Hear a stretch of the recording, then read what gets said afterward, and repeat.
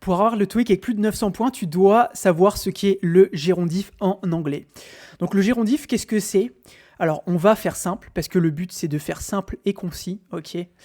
C'est toujours plus compliqué quand on rentre dans les détails, etc. Mais pour faire simple, ok, je sais que certains profs vont me détester, mais le gérondif, c'est un verbe qui se finit par ing, ok ? C'est un verbe qui se finit par ing, donc voilà, cherchez pas plus compliqué. Un gérondif, c'est un verbe qui se finit par ing. Comment est-ce qu'on sait comment est utilisé un gérondif, donc un verbe avec ing ? Il peut être utilisé en tant que sujet, ok ? Reading is fun, lire est amusant. Le gérondif peut être aussi utilisé après une préposition, ok ? She is interested in learning new language, new skills, ok ? Donc là, in learning, in la préposition learning. Il peut être aussi utilisé après un verbe de préférence. Ok, on va les voir plus tard, les verbes de préférence dans la vidéo. He enjoys playing tennis. Il aime jouer au tennis. Et il peut aussi être utilisé après certains verbes qui sont à connaître par cœur dans une liste. Ok, c'est souvent ces verbes-là qu'il y a, que je dis dans les vidéos où on fait les questions. Ok, donc le cas de gérondif utilisé après une préposition. Peut être utilisé après about, after, before, by, in, on, without, for, of. Okay. She is capable of achieving a high score on TOEIC. Après without. Enfin bref, il y a toute cette liste-là où il peut être après. Après, toutes les prépositions de manière générale. Hein. Il y a toujours des rares exceptions, mais dans l'idée, c'est après une préposition, on a quasiment tout le temps un verbe au gérondif. Ok. Oui, bien sûr, il faut que ça soit... Enfin, le gérondif, c'est un verbe avec ing à la fin. Donc, s'il y a un nom, donc si c'est un nom, un adverbe, etc., ok, il n'y a pas de ing à la fin. C'est vraiment après about, après la préposition, si c'est un verbe, c'est quasiment tout le temps ing. Ce serait facile à retenir pour le TOEIC, parce qu'en vrai, ça dépanne et ça tombe souvent au TOEIC.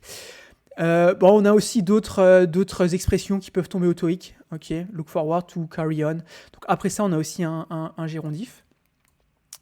Donc le gérondif peut être aussi utilisé après un verbe de préférence. Ok, un verbe de préférence, c'est pour exprimer un goût, une préférence, une opinion, un souhait. Ok, parler de ce qu'on aime, ce qu'on n'aime pas, ce qu'on préfère, ce qu'on voudrait faire, etc. Verbe de préférence, ça va dans le nom. Hein, préférence, ça veut dire tout ce que ça veut dire en français. Okay. Et les verbes de préférence, ils sont quasiment toujours aussi suivis par un verbe au gérondif. Donc, il y en a quelques-uns. En gros, les verbes, si vous allez sur l'article de blog, ok, sur toeic-mastery.com/blog, gérondif et infinitif, ça s'appelle comme ça.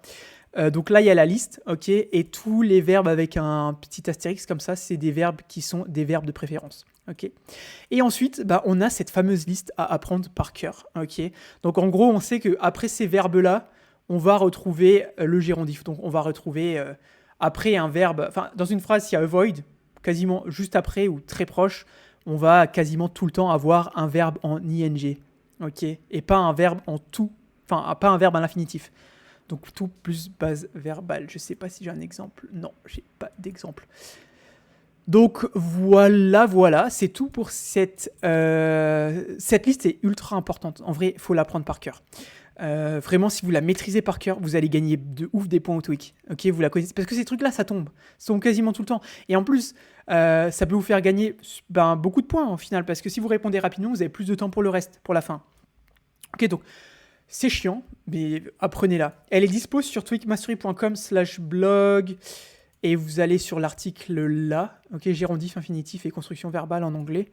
Vous retrouverez le lien, hein, ou je le mettrai en commentaire aussi. Ok, comme ça vous pourrez y aller.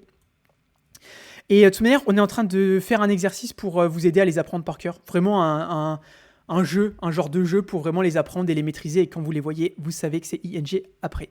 Donc voilà, si cette vidéo un peu longue sur un cours t'a plu, en fait, je t'invite à t'abonner. Allez la voir, la consulter sur toeicmastery.com/blog, comme je l'ai dit. Et puis, à t'abonner parce qu'en fait, demain, on fera la deuxième partie de cette vidéo sur l'infinitif. Donc voilà, je te dis à demain. Et puis, bonne journée. Allez, ciao!